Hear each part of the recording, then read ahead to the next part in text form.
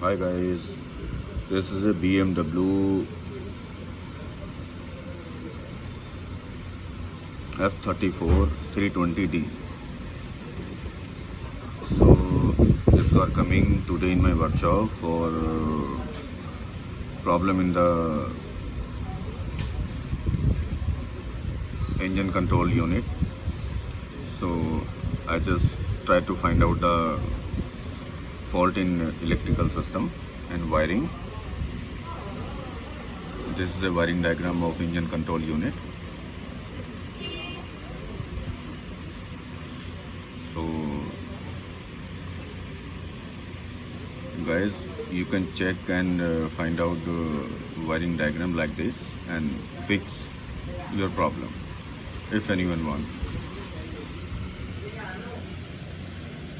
Engine control unit is this.